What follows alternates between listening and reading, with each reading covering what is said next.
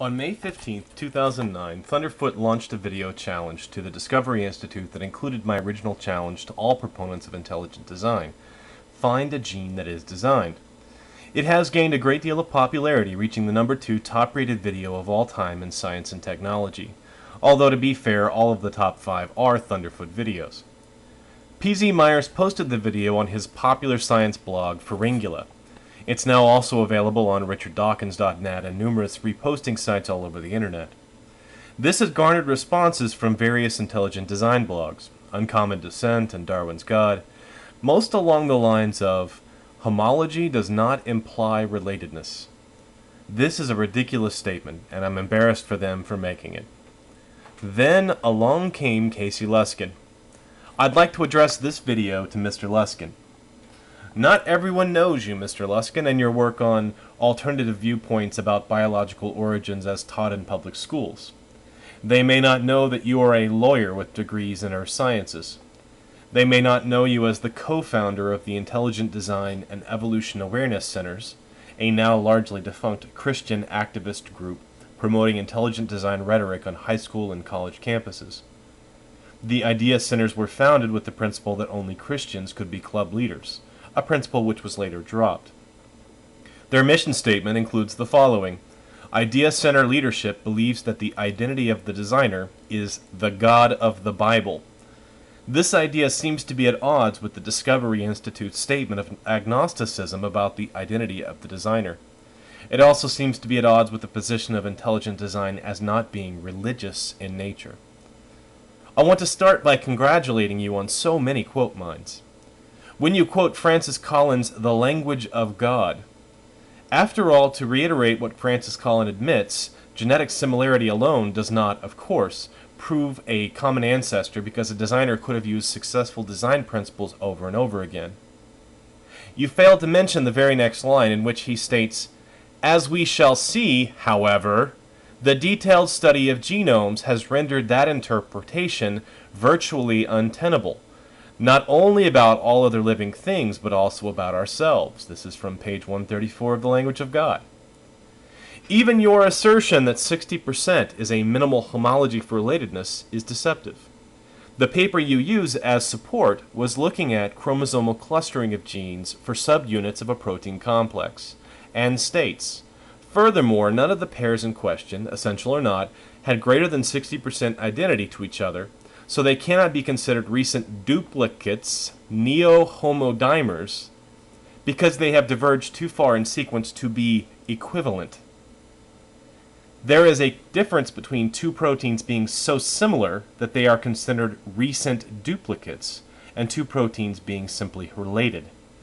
The nearest analogy is insisting that for two people to be related, they must be identical twins. Your best defense, however, is changing definitions in mid-argument. What is irreducible complexity, Casey? Once we cut through all your examples of non-living things that we know for a fact are designed, and that lack the heredity of living things, we are left with your greatest blunder.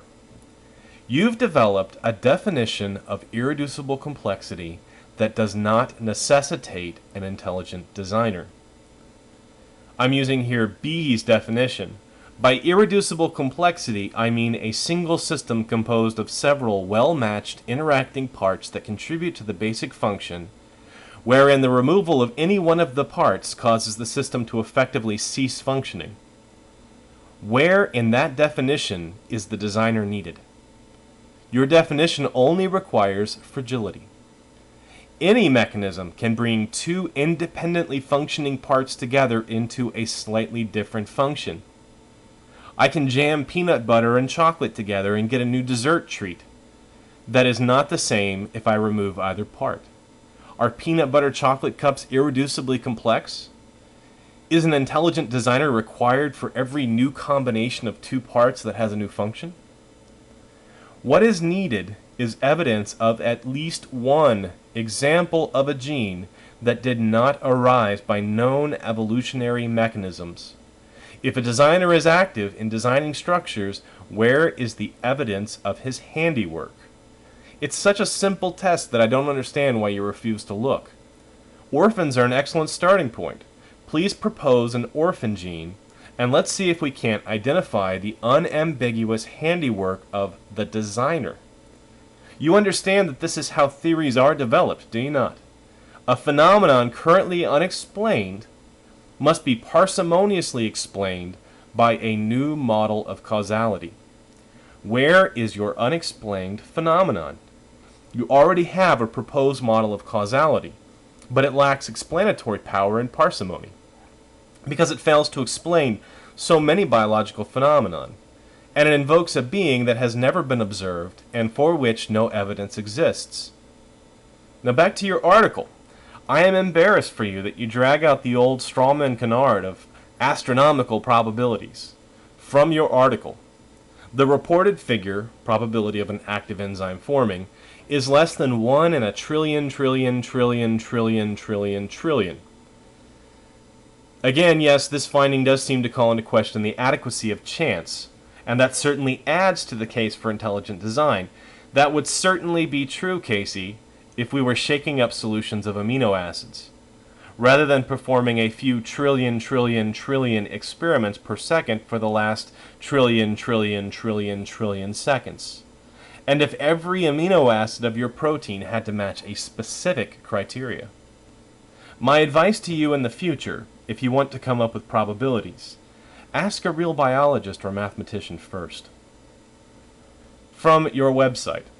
I also try to treat people nicely and with respect, even when they disagree with me.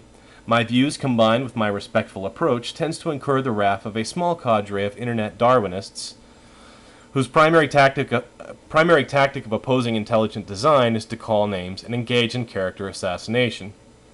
I have not called you any names, Mr. Luskin, but you should know that if you insist on referring to modern biologists as Darwinists, I shall have to henceforth call you a biblical creationist, per the statement of the organizations you founded.